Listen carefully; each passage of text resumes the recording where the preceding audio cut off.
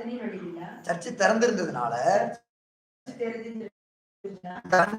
அப்படின்னா உள்ளக போய் உட்கார்ந்தா. ಅಣ್ಣಾಳೆ ಅಂತ ಹುಡುಗಿ ಎನಿಸಿದ್ರಲ್ಲ ಅವ್ರ ಮಗು ಇಲ್ಲಲ್ಲ, ಅವ್ರು ಬಂದು ಒಳಗಡೆ ಕುತ್ಕೊಂಡ್ರು. அழுது அழுது ஜெபம் பண்ணா. ಅಳುತ್ತು ಹತ್ತು ಪ್ರಾರ್ಥನೆ ಮಾಡ್ತಾ ಇದ್ದ ದೇವರ ಹತ್ರ.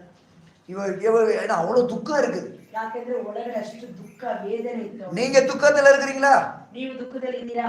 நல்லா அழுகணும். வெளியே அழக்கூடாது, மனுஷர்கிட்ட அழக்கூடாது. ಚೆನ್ನಾಗಿ ಅಳಬೇಕು. ಮನುಷ್ಯರ ಹತ್ರ ಅಳಬಾರ್ದು, ದೇವರ ಸನ್ನಿಧಿಯಲ್ಲಿ ಕೂತ್ಕೊಂಡು ಅಳಬೇಕು. இங்க வந்து அழணும். ಇಲ್ಲಿ ಬಂದಾಗ ನಾವು ಅಳಬೇಕು. இங்க வந்து நம்ம அழும்போதுதான் அப்பா நம்ம கண்ணீரை பாக்குறாரு. ಇಲ್ಲಿ ಬಂದು ನಾವು ಅಳುವಾಗ ಯೇಸು ಸ್ವಾಮಿ ನಮ್ಮ ಕಣ್ಣೀರನ್ನು ನೋಡ್ತಾರೆ.